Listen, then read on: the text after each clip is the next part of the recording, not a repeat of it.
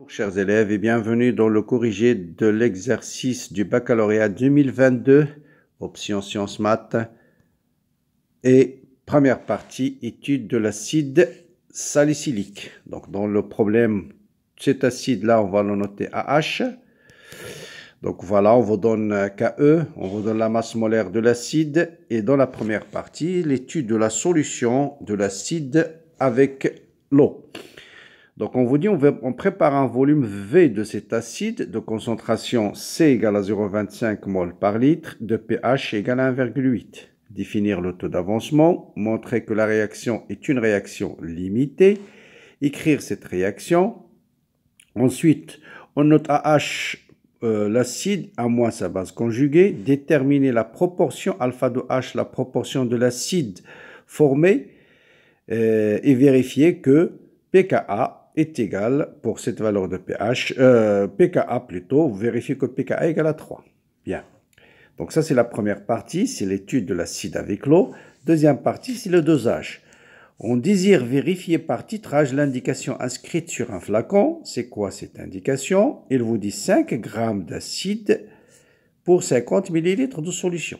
Donc cet acide, si vous prenez 50 ml de solution, l'indication vous dit qu'il y a 5 g. C'est à vérifier par dosage. Qu'est-ce qu'on fait? Pour cela, on dilue 10 fois la solution S0. Voilà la première étape. Ensuite, on prélève 15 ml de cette solution qu'on va doser avec NaOH de concentration CB. Et on vous donne le volume à l'équivalence. Écrire la réaction de dosage, calculer la constante d'équilibre et de ce dosage, et déduire que c'est une réaction totale, et vérifier l'indication inscrite sur l'étiquette. Ensuite, vérifier que la concentration de A- à l'équivalence est donnée par cette relation.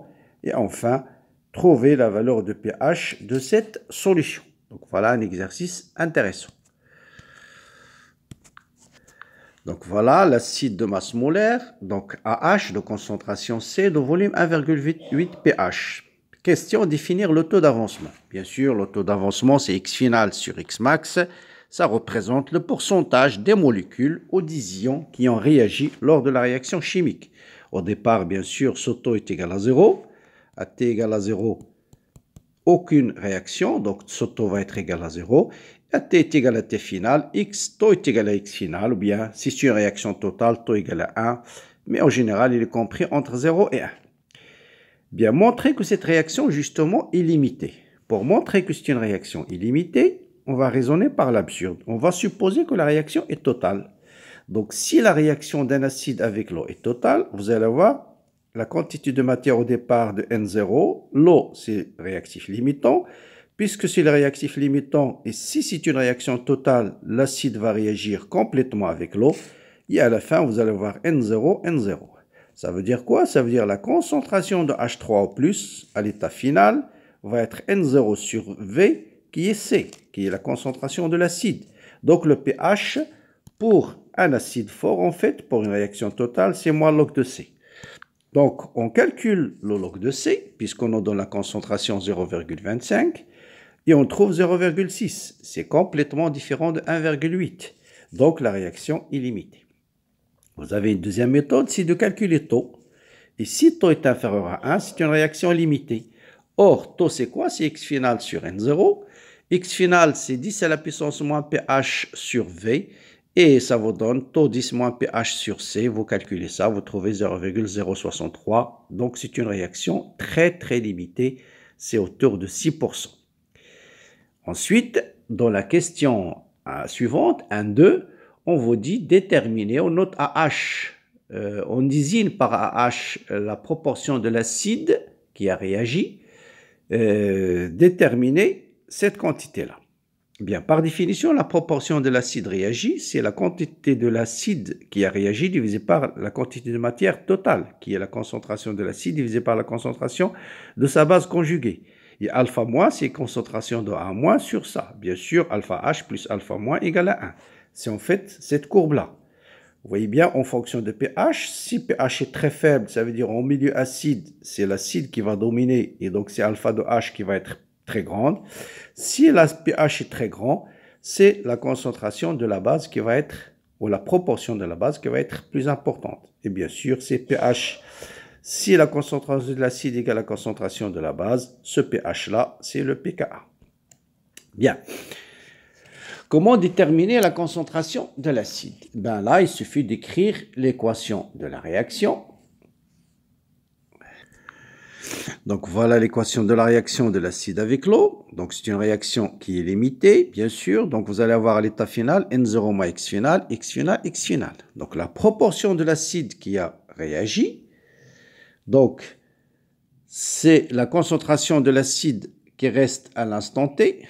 Donc c'est la concentration de AH, c'est quoi? C'est N0 moins X final. Donc vous allez avoir N0 moins X final. C'est la concentration de l'acide à l'instant T divisé par la concentration de AH plus A-. Vous voyez bien, N0 moins X final plus X final, c'est N0. Donc, ça vous donne 1 moins X final sur N0. Et ça vous donne tout simplement 1 moins X final sur N0, c'est 1 moins taux. Donc, on va déterminer alpha de AH, c'est 1 moins 0,06, ça fait 0,93, autrement dit 93%. Donc, on va déduire tout de suite que alpha de A- est égal à 6. 1 moins 0,13, ça vous donne 6%, c'est ça. C'est à peu près 6%, 6,33 plus exactement %, ou bien 0,06. Voilà. Donc, voilà la concentration de A- et concentration de alpha de AH et alpha de A-. Ensuite, on vous dit déduire le pH. Question suivante. Déduire le pH. Toujours, si on vous dit déduire, ça veut dire qu'il faut utiliser les relations qu'on vient de déterminer. Or, qu'est-ce qu'on sait? On sait que le pH, déduire le pKa plutôt, déduire le pKa, puisqu'on connaît le pH, pKa. Bien, qu'est-ce qu'on sait? On sait que le pH est égal à pKa plus log de A- sur AH. Or, pKa plus log. Vous voyez bien que la concentration de A- sur AH, c'est tout simplement alpha de A- sur alpha de H, parce que les dénominateurs vont se simplifier. Donc, alpha de A- divisé par alpha de AH. Et on connaît tout. Donc, ce qui implique que le pKa, c'est le pH qui est 1, combien? 1,8. C'est 1,8 moins log de 6,33 divisé par 93. Et ça vous donne exactement un pKa qui est égal à 2,97, soit un pKa de l'ordre de 3. C'est ce qu'on nous demande de trouver. Bien, maintenant dans la deuxième partie, ça concerne le titrage. On commence d'abord par diluer la concentration de l'acide de concentration C. On va la diluer 10 fois, c'est C0 sur 10. Et bien sûr, le but de ce titrage, c'est de vérifier que 5 grammes d'acide, 50 ml de solution d'acide contient 5 grammes. C'est ça le but de l'exercice. De montrer, donc le but c'est quoi? C'est de montrer que dans 50 ml de solution, vous avez 5 grammes d'acide. Ça veut dire quoi en fait? Ça veut dire que le nombre de moles qui est 5 divisé par la masse molaire égale dans l'acide, 5 divisé par la masse molaire, ça c'est le nombre de moles. Autrement dit, la concentration de l'acide, c'est égal au nombre de moles divisé par le volume. Donc C est égal à 5 divisé par la masse molaire fois 50, 10 moins 3. Et ça vous donne exactement 0,72 mol par litre. Donc, c'est comme si on vous dit, vérifiez que la concentration de la solution de l'acide utilisée, c'est 0,72 mol par litre. Bien sûr, cette concentration, on va la diluer. C'est 0, c'est 0. C'est 0 égale 0,72. C'est ça le but de montrer. Donc, montrer que c'est 0 égale à 0,72 mol par litre, c'est le but de l'exercice. Bon, première question, on nous dit de déterminer, d'écrire l'équation de la réaction. Bien sûr, c'est AH plus OH- donne A- plus H2O. Vous voyez bien que cette réaction fait intervenir deux couples. Il y a le couple AH et A- de constante Ka. Et vous avez le deuxième couple, c'est H2O ou H-. Comment calculer la constante d'équilibre de cette réaction? Donc, vous avez AH plus H2O donne A- plus H-, pardon, plus H- donne A- plus H2O. Donc, normalement, donc bien sûr, la constante d'équilibre, c'est concentration de A- fois la concentration de H2O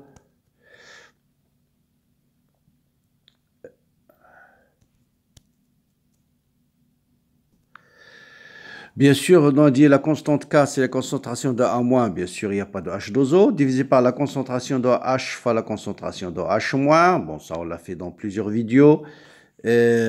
Après, bon, vous pouvez multiplier en haut et en bas par H3 en plus. Et cette quantité, bien sûr, n'est autre que Ka. Ça, c'est Ke. Donc, K, ça vous donne 10 à la puissance pK1 moins pKa. 14 moins 3, ça vous donne 10 à la puissance 11. C'est très supérieur à 10 puissance 4. Donc, on peut déduire que c'est une réaction, comme on s'y attend, c'est une réaction, bien sûr, totale. Réaction de dosage, c'est une réaction totale. Bien. Maintenant, on veut vérifier ce qui est indiqué sur l'énoncé. Ça veut dire vérifier que dans 50 ml de solution, vous avez effectivement 5 grammes. Autrement dit, montrer que la concentration est égale à 0,72. Bon, on va utiliser bien sûr la condition de dosage, comme d'habitude. Ca fois Va est égal à Cb fois Vbe. Donc, ça me donne une concentration de l'acide qui est égale à 0,12 fois 9 divisé par 15. Et ça me donne 0,7 mol par litre. Comme la concentration est liée 10 fois, donc, non, ça vous donne 0,072 mol par litre. Donc, c'est 0 qui est 10 fois Ca, qui est égal à 0,7 mol par litre. Donc, l'indication est bien correcte. Donc, l'indication est correcte. Pourquoi? Parce que j'ai trouvé exactement 0,7 comme ce qui est indiqué sur l'étiquette, parce que 50 ml dont 5 grammes, ça correspond à une concentration exactement de 0,7. Bien. L'avant-dernière question, on nous dit de déterminer la concentration de A- à l'équivalence. Concentration de A- à l'équivalence. Et là, il faut faire attention. Donc, qu'est-ce que l'équation de dosage? C'est AH plus OH- donne A- plus H3O plus H2O. Bien. Je commence avec une concentration CaVa est égal à 0. J'ai que l'acide. Je verse une concentration Cb fois le volume versé. Bien sûr, à T égale à 0, cette quantité est égale à 0. À l'équivalence, je vais avoir Ca fois Va équivalence. Je vais avoir Ca fois Vbe versé à l'équivalence. Là, c'est Cb fois Vbe. Et bien sûr, ici, puisque au départ, j'ai 0, 0, je vais avoir Cb fois Vbe, Cb fois Vbe. Avec bien sûr, ici c'est CaVa, pardon, ça c'est CaVa. Allez, le mieux c'est de dire comme ça, allez, on va dire un instant T quelconque. Je vais voir CaVa moins X, CbV moins X, XX. À l'équivalence, voilà, à l'équivalence, j'ai Cb fois V égale à X, parce que le réactif limitant c'est H-. Jusqu'à avant l'équivalence, c'est toujours le réactif limitant, c'est OH-. Donc, j'ai toujours avant l'équivalence la concentration de H- égale à 0, jusqu'à l'équivalence. Donc, à l'équivalence, j'ai X égale à Cb fois Vbe, qui est égal à Ca fois Va. Donc, la composition de mélange à l'équivalence, c'est 0, 0, Cb fois Vbe. Donc, ça veut dire la concentration de A-, ça sera Cb fois Vbe, sur le volume total qui est Va plus Vbe. Voilà la concentration de A-. Et si vous faites ce calcul, vous trouvez 0,12 fois le volume versé à l'équivalence divisé par VA qui est 9 plus 15. Et ça vous donne exactement 4,5 10 moins 2 mol par litre. Mol par litre. Voilà. Donc là, il faut bien comprendre ce qui se passe dans le dosage avant l'équivalence. Enfin, la dernière question, qui est relativement compliquée, je dirais, c'est de calculer le pH. Donc, calcul de pH à l'équivalence. Donc, pH à l'équivalence. Bien sûr, donc vous voyez bien que la concentration de A- d'après de la concentration de l'acide normalement d'après l'équivalence, c'est 0. Mais en fait, il n'est pas complètement nul parce que dans le mélange, vous avez une concentration, vous avez l'acide à l'équivalence. Vous avez une concentration de A- qu'on vient de calculer. Or, dans la solution, vous avez H2O. Donc, quelle est la réaction qui va être dominante dans le mélange? Donc, à l'équivalence, je vais avoir une réaction dans le milieu qui est A-, et puisque bien sûr le milieu c'est aqueux, donc vous avez l'eau, et vous allez avoir une réaction totale, réaction limitée qui va donner AH plus OH-. Voilà la réaction qui va avoir lieu. Or, la constante de cette réaction, donc constante de cette réaction K, il fait intervenir le couple. Donc là, le couple qui intervient, c'est H2O OH-, de constante KE, et AH, A-, de constante Ka. Et la constante de réaction, c'est Ka1, l'acide qui intervient dans les réactifs, dans les produits, c'est Ke, donc ce sera Ke sur Ka. Voilà. Et cette constante-là, c'est quoi? C'est la concentration de H- au carré, parce que la concentration de H- est la concentration de H, divisé par la concentration de A-. Voilà la constante.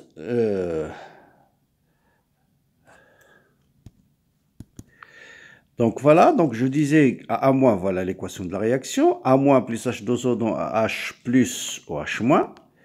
Donc je commence avec une concentration N0 qui est en fait la quantité de matière de A- qu'on a trouvée à l'équivalence, c'est-à-dire cette quantité de matière, cette concentration-là qui est 4,5 10 moins 2.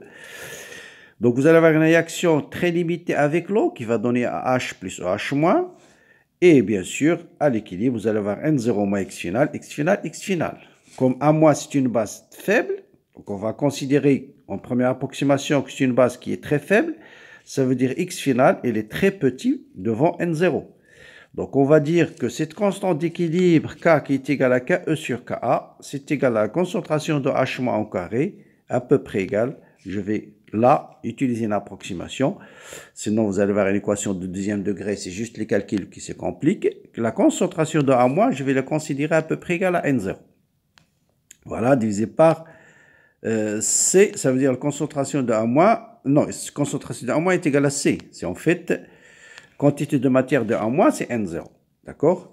Après, je vais appliquer le log des deux côtés et je vais trouver cette relation qui est très simple. Donc, je vais avoir 2 fois le log de... donc, attends, je copie l'énoncé. Donc, on a dit quoi? On a dit concentration de H- au carré va être égale à C fois KE sur Ka.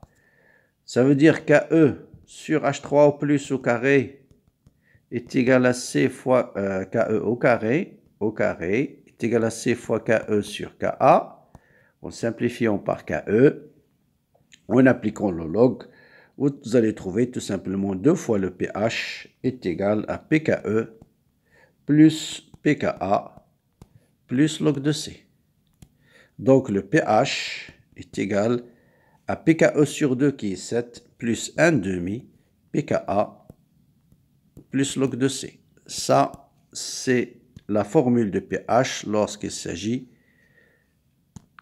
d'un acide faible, d'une base faible avec l'eau, une base faible avec l'eau. Voilà. Donc, si je fais une application numérique, je trouve tout simplement un pH égal à 7,82. Donc, et dernière question, quel est l'indicateur coloré qui intervient? Bien sûr, il faut chercher l'indicateur dans le domaine. Donc l'indicateur, bien sûr, l'indicateur, ça sera le rouge de phénol, c'est lui qui a le domaine de pH 6,8,4, donc rouge de phénol. Rouge de phénol.